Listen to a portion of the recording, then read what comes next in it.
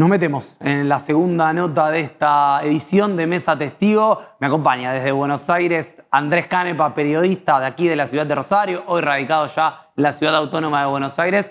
Y la idea es hablar un poco de lo que hablábamos en la apertura de esta pérdida de agenda que ha tenido en esta última semana el gobierno nacional, que era una de sus grandes fortalezas, poder mantener y que se discuta de lo que el gobierno quería. Primero, Andrés, agradecerte por estos minutos y preguntarte esto, si ves como yo que esta última semana que pasó con lo que fue el conflicto de Adorni, con el 24 de marzo y concluyéndolo con el fallo de YPF, el gobierno ha perdido un poco la agenda. Hola Ramiro, sí, la verdad que sí, se siente que por lo menos esta semana no tuvo la capacidad de fuego que tuvo durante el mes de febrero y principios de marzo para instalar temas. Me parece que ya venía con el último número de inflación perdiendo un poco las riendas de la comunicación, empezaron a crujir algunos números. ¿Vos me ves bien a mí? Sí, perfecto.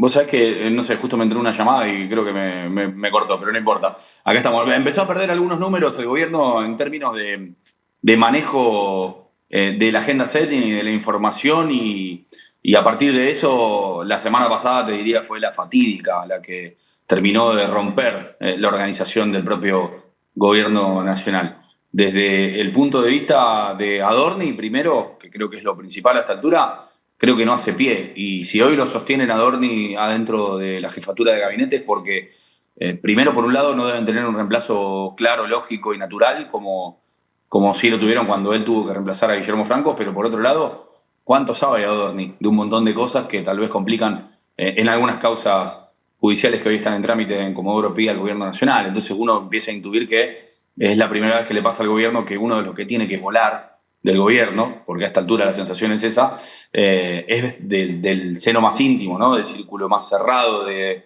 los hermanos Milei. Incluso hay una línea de investigación en la justicia federal que marca las pautas de que el tema Libra puede estar involucrado en el crecimiento patrimonial del propio Manuel Adorni. Y eso seguramente va a traer algunas consecuencias a corto plazo. Es una línea investigativa de la propia Fiscalía que lleva adelante el enriquecimiento presunto, el enriquecimiento ilícito del jefe de gabinete y de la inconsistencia patrimonial de haber comprado un departamento y una casa en un country barra de clase media, que no entiendo muy bien qué quiere decir eso, pero por parte del jefe de gabinete en el último año. Andrés, Todo esto incluso lo puso en la vereda enfrente de los propios periodistas que bancan la parada del gobierno y de los medios que han bancado a Javier Milei en todo este tiempo. Entonces, si hoy sigue en el cargo es porque algo nos estamos perdiendo en el camino, ¿no? Y por otro lado, desde el 24 de marzo, antes de llegar al tema YPF, tercer año consecutivo que el gobierno provoca con un video justo el 24 de marzo. Tenés otros 364 días para hablar de este tema, pero elige siempre el 24 de marzo para hacerlo, con un video que tuvo poco impacto desde mi punto de vista. Es más, tal vez el impacto que el gobierno quería que tenga no lo tuvo, sino que ese testimonio de la nieta 127 termina ratificando lo que era la dictadura, de que un hombre siniestro se robe a una bebé, se lo lleve a una familia de un policía amigo, de un militar amigo, de lo que sea, y pierda la identidad de una persona, que después, párrafo aparte, cada cual vive esa situación como puede, no es para culpar a esta nieta 127, que le toca vivirlo así y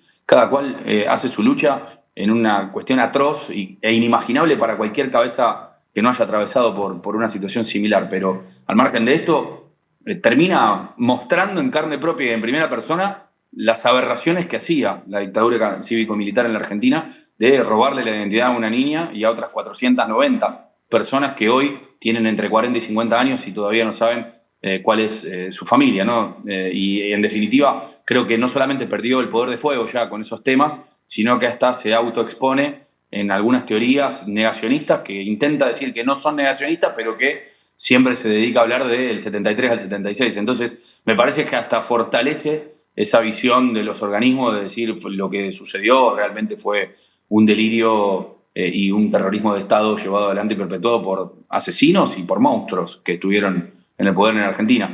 Y llegando a YPF, lo lógico, Cristina y Kicillof salieron los dos a decir, che, al final teníamos razón.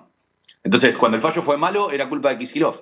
Ahora que el fallo es bueno, es gracias al gobierno. Es realmente curioso pensarlo desde ese lugar. Y termina, me parece, también perdiendo la agenda en ese sentido. No alcanza con la explicación de ahora nosotros ganamos en la Cámara. Bueno, en definitiva la Cámara lo que dijo es que Argentina hizo bien en expropiar cuando lo expropió. Entonces, ahí tiene seguramente también un punto para analizar internamente el gobierno. Está, por lo menos en esta semana, groggy el gobierno. Yo igual no creo que esto sea definitivo. Ha atravesado momentos de crisis y ha sabido salir. En cuanto, bueno, ni hablar que en todos estos 2 años, un poquito más de 2 años, el gobierno ha pasado varias crisis, pero ¿qué pasó de ese gobierno hiperempoderado hasta casi sometiendo al Congreso en febrero a sus reformas a una semana como esta? ¿Qué crees que sucedió? ¿Hubo también por parte del gobierno una desestimación de que, o de que la situación no estaba tan clara, de que la situación no era tan fácil como estaba, que la oposición no estaba tan desarmada? ¿Crees que hasta subestimó un poco la agenda mediática en ese sentido? Yo, a ver, siento que el gobierno hace rato que está mirando los números de manera arbitraria. Si está contento porque el dólar está bajo, porque está comprando dólares del Banco Central y porque la inflación es de 30 y pico de puntos interanual y ellos heredaron 2,11, están mirando el vaso medio lleno. Ahora, el vaso medio vacío les marca las pautas de que las familias argentinas están en un 50% endeudadas.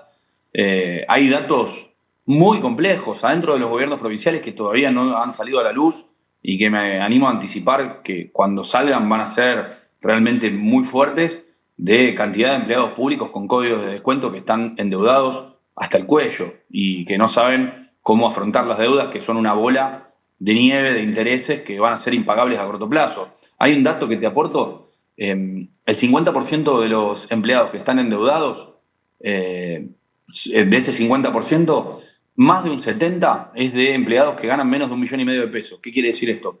Es de clase media baja la que estamos hablando, que está endeudada realmente, y es para consumo cotidiano la deuda, no es para comprarse un auto o pagar una hipoteca, es para el consumo del súper, la ropa y las cuestiones básicas del hogar. Y el promedio de deuda, que es lo más problemático y que se repite en distintas provincias de la Argentina, es de 4 sueldos de esos tipos que ganan menos de 1,5 millones de pesos. ¿Qué quiere decir esto? Que hay un montón de familias en Argentina que están endeudadas a 4 sueldos, casi impagable a corto y mediano plazo, y que eso es un caldo de cultivo que el gobierno no está viendo, o no quiero ver, porque los informes son del Banco Central incluso, en algunos casos. Y esa sensación de desapego con el apoyo al gobierno que se está dando, que se ve en las encuestas también, hace que los periodistas no sean boludos, ¿no? Y cuando vos ves que le empieza a pegar Majul, le empieza a pegar Babi Echecopar, le empieza a pegar el propio Johnny Viale, bueno, esos tipos miran la audiencia, y si le están pegando es porque entienden que no les trae un costo en su audiencia pegarle al gobierno. ¿Por qué? Porque hay mucha gente descontenta con la situación económica en general. Vos me vas a decir, bueno, pero en realidad en 2,11. Sí, es verdad, pero la expectativa estaba muy alta, porque fue el propio gobierno el que dijo que en junio adelante la inflación iba a decir 0, y estamos anticipando un marzo de 3 puntos otra vez y un abril también complicado. Entonces, yo creo que también pierde el gobierno en este inicio de año gran parte de la agenda porque no puede dar respuestas a problemas cotidianos, más allá de lo superestructural de la economía o de tener atado al Congreso para que haga lo que ellos quieren. Hay algo que es ineludible, que es cuando la billetera no alcanza, ¿verdad?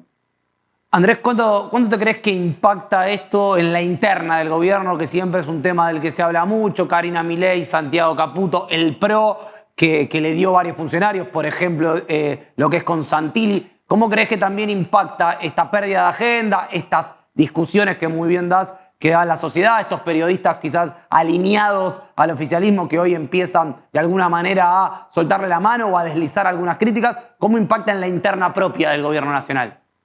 Mira, más allá de la interna lógica, que es la de Karina y Santiago, que a veces se cierra, a veces se abre esa grieta interna que tiene el triángulo de hierro, quiero contarte un dato que tengo. Viste que fueron 6 integrantes del gabinete a acompañarlo a Manuel Adorni el otro día. Y la sensación que nos dio a todos es como cuando te retaban en la escuela de manera colectiva y te llevaban a todos a dirección. Y uno sabíamos todos que uno era el culpable y todos los demás entrábamos con poca gana, como diciendo, mirá, nos estamos comiendo este garrón por culpa tuya. Esa fue la sensación que nos dio a todos cuando entraban ahí con las manitos en los bolsillos, mirando para el costado, Sturzenegger mirando con cara de pocos amigos, Toto Caputo mirando como diciendo, cuando termina esto me quiero ir. Eso por un lado, ¿no? Digo, obviamente genera impacto interno decir, che, este se manda cagada y tenemos que venir a poner la trompa a todos. Sobre todo Porque si hay algo que tiene Toto Caputo es plata, ¿no? Digo, por ejemplo, o Sturzenegger mismo, son tipos que tienen guita, incluso para tener un avión privado propio, si quieren, con su patrimonio. Lo tienen la guita.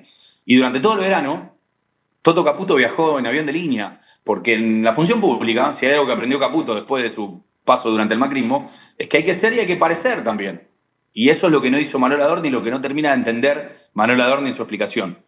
No solamente que no puede explicar su patrimonio ahora, que le aparecen propiedades y cosas de gastos superfluos todo el tiempo, sino que tampoco entiende que él como jefe de gabinete debería dar el ejemplo de austeridad a la hora de ejercer el poder, sobre todo por el discurso que tuvo el propio gobierno, ¿no? Digo, si vos venís con la vara de la moral y las buenas costumbres y de repente estás viajando en avión privado, un viaje de 400 kilómetros, hay algo que explicar. Entonces, desde ese punto de vista, Toto Caputo, internamente, a algunas fuentes, le ha contado y le ha comentado de, che, tuve todo el verano viajando en vuelo de línea, en clase económica, y ahora de repente aparece volando en un avión privado con un amigo a Punta del Este. Eso genera un ruido interno y por más que aparezcan fotos y reuniones y selfies amistosas en distintos ambientes, se apaga esa cámara, se termina esa reunión y por abajo impacta muy fuerte esta interna, sobre todo con el tema Dorni, ¿no? Mientras tanto, por otro lado, surgen otros problemas que van a tener que apagar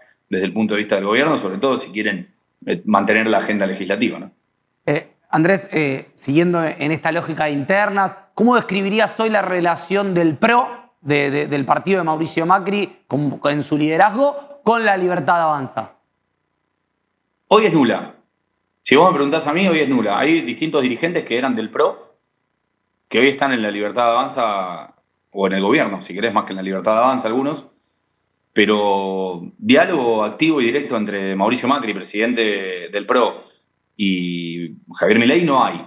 Y tampoco hay de las segundas y las terceras líneas del PRO, que te diría están más enojadas y más envalentonadas por ir hacia un proyecto hacia el 2027 que hoy pensar en hacer alianzas con la Libertad Avanza. Hace poco fue el Consejo del PRO acá en la Ciudad de Buenos Aires y hablé con distintos dirigentes que estuvieron presentes y decían las segundas y terceras líneas nos piden salir a la cancha, armar candidaturas, que el PRO vuelva a ser partido que tome la iniciativa. Y la frase fue, preferimos ser cabeza de ratón que cola de león.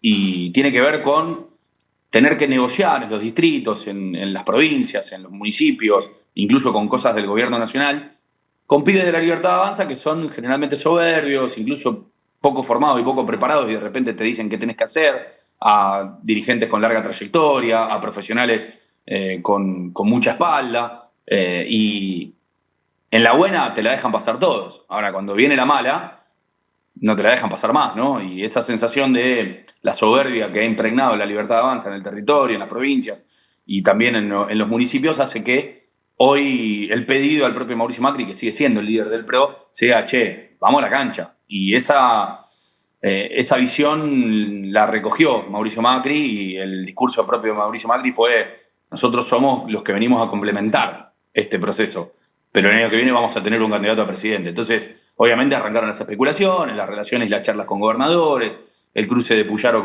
con Macri en la Expo Agro, que generó un ruido importante también desde el punto de vista de un posible armado hacia el 2027 con gobernadores, Nacho Torres siendo partícipe y protagonista del último consejo. Entonces, si vos me preguntás a mí, hoy la Libertad Avanza y el PRO casi no tienen diálogo. Creo que a futuro incluso van a ser rivales en las elecciones del año que viene porque no hay forma de ponerse a dialogar, primero porque no hay interlocutores válidos en la Libertad Avanza, salvo que sea Karina Milei, que no lo atienda a nadie.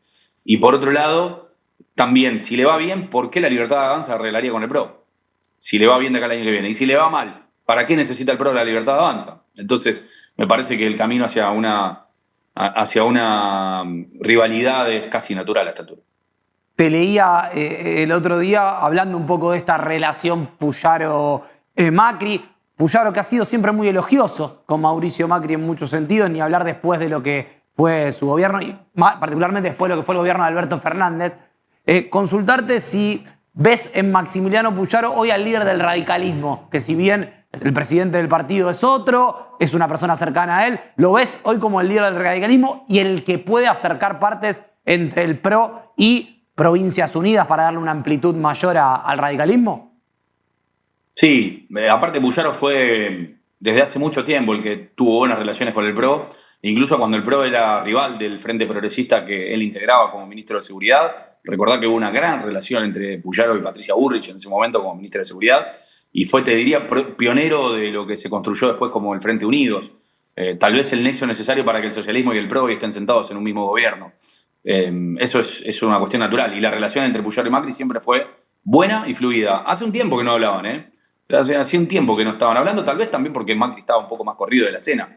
Pero siempre el diálogo fue muy bueno entre los dos. De hecho, al inicio de la gestión de Puyaro se firmó un convenio, ¿te acordás? En el que Mauricio Macri estuvo presente en la Casa de Gobierno de Rosario, en la sede de gobierno, y siempre tuvieron buena relación. Aparte, su vice era del PRO, su ex vice, ahora diputada nacional, y lidera el espacio de Provincias Unidas, cosa que en ese momento hizo ruido y por eso había tal vez una lejanía también entre Puyaro y el PRO, porque el PRO quería armar su propio bloque y Puyaro y Provincias Unidas armaron un lobby para que haya un bloque grande de Provincias Unidas, incluso quedándose ahí con una segunda minoría en la Cámara, algunos dicen tercera, bueno, algunas discusiones ahí, pero hoy Gisela Scalia está ahí y de hecho al Consejo del PRO que te dije, Gisela Scalia fue la que más movilizó gente de todos los distritos del país, ¿no? Y eso es importante también para Mauricio Macri, se ve ahí el proceso de lealtad al propio Macri y también obviamente una visión por parte de la gestión provincial de apoyar lo que sucedió ese día